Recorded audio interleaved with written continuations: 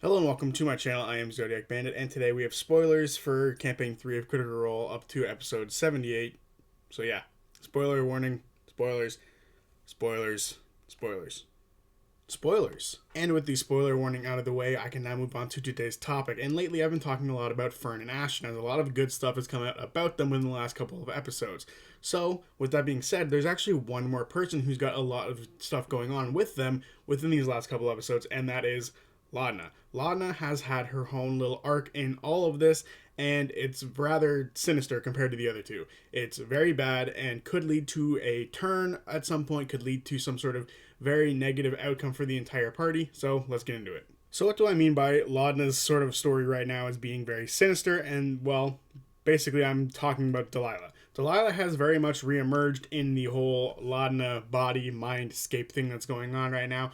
And the worst part about it is Laudna seems to be accepting her back into the fold of her mind or her spirit or whatever exactly this is. She is totally accepting it, and she isn't really telling the others how deep this sort of acceptance or connection that she has with Delilah is currently. She spent an entire night just talking to Delilah. Delilah was giving her advice, and Laudna was seemingly accepting said advice. She was the person who sort of gave her three options for what she could do with the Ashton doll. To make a doll in Ashton's image.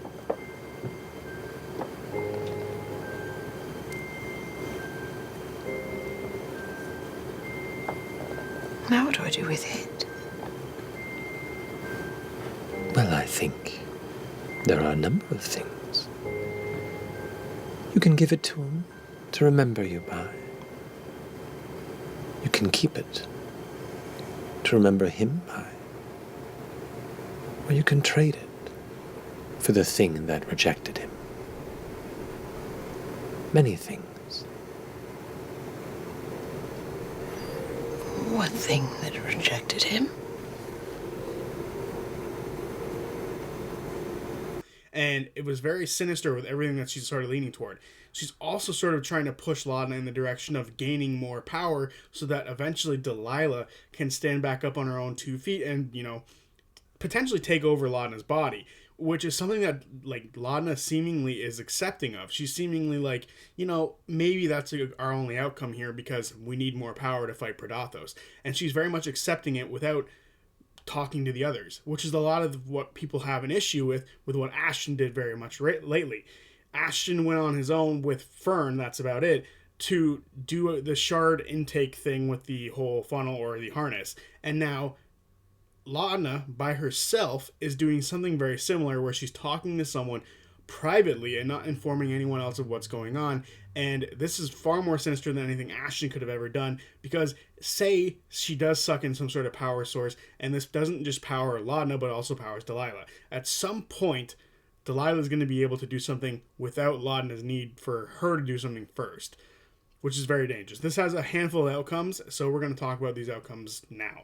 So the first outcome is, obviously, Delilah comes back in her own way, in her own form. Whether it's literally her own form and own body, she's able to create something of her own, or she just takes over Laudna. Now, these are kind of different in how they could do things, but I think it's more likely that Laudna's body will just be taken over by Delilah, which is bad all around. First and foremost, it means the return of one of the most, dangerous villains from the Vox Machina era of Critical Role. It also means that the potential rise or rebirth of two other infamous characters, that being Silas Briarwood, because if she comes back to life, that is her goal. She is going to potentially try to get Silas Briarwood back, and to do so, she might go back to Vecna.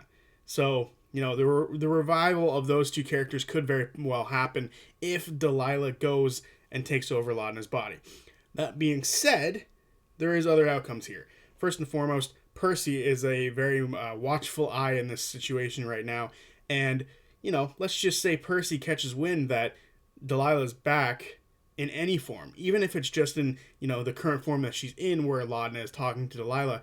If Percy catches wind of this, or maybe, say, Gwendolyn, his daughter, informs him that the two of them made contact at one point and she felt pure hatred emanating from Laudna. Laudna's dead. Percy has shown in the past, first of all, it's no mercy Percy. Second of all, he has shown in the past that he is willing and able to just aim his gun down the barrel at Laudna with all of his white stone guards and just willing to gun her down if need be.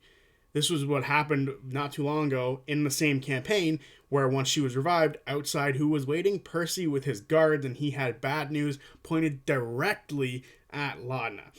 Right, and to that point, and Vex is like in front of the door, steps aside and opens it. And right as she opens the door, you hear... Oh, God. Oh, this asshole. And looking just beyond it, you see 4 or 5 dozen riflemen, and then them flanked by what looks to be probably 50 or more Pale Guard, all completely surrounding the front of this house. Beyond that, you see across the way, elevated on a platform, a bit of a shine hits your eyes, and you see a glimmer of what looks to be some sort of glass, before you make out to be the light hitting some sort of a sight, as a large, intricate, metallic rifle sits trained at the door, and a white-haired figure behind it shouts into the air. Vexolia! Pike! Do I have your assurance or your authority? Vex steps out and kind of into the view of everyone present, arms up. You have my assurance, darling. The man back there with the rifle. Very well. Pale Guard! Rifle Corps, stand down! This is a very real possibility, and one that not a lot of people are necessarily talking about. There are some people saying that, it's ridiculous that Percy is allowing the party to do what they're doing right now, especially Laudna being allowed to do what they're doing right now. But I feel like for Percy, currently he understands that they need to let these people do their thing before they can go out on a suicide mission, so he's accepting it right now. But if Delilah's sort of visage or anything about Delilah sort of reappears, that's going to go out the window so quick, and it's not even going to be funny. He is just going to choose to gun her down like nothing, and at this point, no one's going to be able to be like all upset about it because he let them revive her, and then this happened again. So realistically, he would be in his right to absolutely do this, especially after Fern, Imogen, and Laudna burnt down a room within the Whitestone Castle. So he has a little bit of right to gun her down if need be. So now it's time to kind of talk about how this would affect the overall party. First and foremost, the party would be greatly weakened. Losing any of the members right now would be a detrimental problem for them, as they kind of need their party members at the moment. They are not necessarily a cohesive unit, but they need to become one. And if they do, and then somehow Laudna gets taken over by Delilah and they lose her, that is terrible for them in so many different ways. It won't even be funny. They will potentially die on the moon if she's not there, because any one of the cogs being taken away from the machine will easily lead to their downfall. Also, we have to look at the character-wise, and that is the biggest one being Imogen. With Imogen and her, that is sort of their grounding point. They are each other's tether, and if one of those tethers were to go missing, the other one would necessarily follow. So I get the feeling that if Delilah takes over Laudna, Imogen sort of separates herself from the party as well and starts doing her own thing, and could potentially go down the same path as Liliana did and end up being a villain of some sort. A lot of people have been saying this recently, that there is very much villainous sort of sides to Imogen. So I'm very curious as to what would happen if this were to sort of happen, like with Delilah taking over Laudna and then Laudna leaving potentially, and then does Imogen follow to try to sort of fix it, or does she start going on a power-hungry tear, because she is easily the most powerful member of this group with her powers and her connection to Predathos, and I very much see a path to where she becomes like a tornado of violence between herself and anything that's standing in front of her. And if Delilah were to take over Laudna and effectively kill Laudna and take over her body, I could very much see the same thing that happened back when Laudna died initially with the white light, and then everything sort of gets disintegrated around them, but on a much more powerful scale, as she has got a lot more powerful. So I very much see that if Delilah takes over Laudna, Imogen becomes a problem in her own right, and now the party's not down one member, but potentially down 2 members, and the rest of them who are trying to continue on with what they're doing on the moon will be absolutely screwed. There will be no chance. First of all, those are their 2 most powerful magic users right there. Fern is a magic user as well, but she is not on the level as the others. And yes, FCG is a cleric, but they don't have the same sort of damage output. The heavy hitters for damage as far as magic goes are Laudna and Imogen, and if the two of them were to be removed from the playing field for the party, they're fucked. They would absolutely be screwed. They would need to pull back out of the moon altogether. They would be so screwed without the two of them. So to lose either piece of those cogs currently, as it stands right now, this second, they would be absolutely screwed, and yeah, it would be a very dangerous situation. Other characters would obviously feel sort of damaged by this as well, mainly Ashton. Ashton and Laudna's connection seems to be very strong. They are the two who've had some of the most hard-hitting conversations between them, and when Laudna died, Ashton made sure to carry her body everywhere as carefully as possible because Ashton doesn't want to leave anyone behind. So the fact that she would be ripped away from them would potentially piss Ashton off so much that he could also just fly into a frenzied rage and maybe never come out of it before he's, too late and gone. So very dangerous situation here that Delilah could put Laudna and the rest of the party in, and I'm very interested in to see it actually happen, or to see how the rest of the party deals with it if Laudna finally opens up and talks about what's happening. And that to me is the most dangerous part about all of this, the fact that Laudna isn't telling the rest of the party, especially Imogen, that this sort of conversation is happening. There is a conversation in her own head with another woman, and she used to tell people about it. She used to tell Imogen, hey, she's back. She's talking to me. And yes, she did say, as, Imogen could see her, and there was literally a conversation held between Delilah, Imogen, Fern, and Laudna. But since then, Laudna hasn't told her of any of them. The worst one being when the two of them decided they were going to make as much trouble together as possible, which is very, very, very dangerous, and is sort of the whole crux behind this video. A fire starter just kind of framed in the flames behind. That's so hot. The image in my head. So cool. As you follow behind, kind of taking a final moment to step up the stairs, her voice creeps into your mind one last time. We will work together. I need you to flourish, so that I might as well. Bound as we are, I do care for you.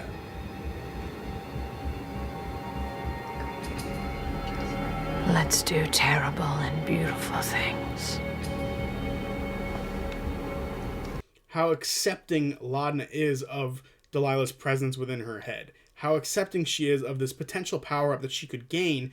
And it's sort of leaning into the whole Ashton thing. The whole needing to do their own thing to make sure that they're powerful enough for everyone else. She literally told Imogen, if the worst comes to worst, kill me. I don't know how much further this can get with acceptance of this power, this dark power within her head, but it's becoming very dangerous for Laudna, and I think they do need to do something within this time period that they have in Anamori's to deal with it in some fashion, and hopefully Nanamori can do it. It actually sort of leads into another thing that a lot of people want to see, and that is Nanamori giving someone a power up here, and I think Laudna would actually benefit fucking greatly from it, especially with Laudna's whole connection with trees and nature. Where are they staying right now? They're in the Ligament Manor, a beautiful, twisted, grotesque, sick-looking tree. Imagine her connection with that tree and the Sun Tree being enough to replace Delilah's sort of, hold on Laudna. I think that'd be a lot of fun to see, and it would be an interesting new concept for the form of dread. Instead of her taking tree visageness like we see in the animated intro, it would be a lot more twisted than it already is because it would be part of Ligament Manor. I think that'd be really cool to see as well. So let me know what you guys think down below. Do you think that Laudna is in grave danger like I do? Do you think that she has a potential to become a massive villain? Do you think this could make the potential of Imogen becoming a massive villain in some form or fashion? So yeah, let me know what you guys think down below. I will see you guys on Tuesday for whatever video I make next. And until then, peace. When is love not pain? When you find the strength to fix what hurts you. The weak let themselves hurt. But us, we find a way to change our fortunes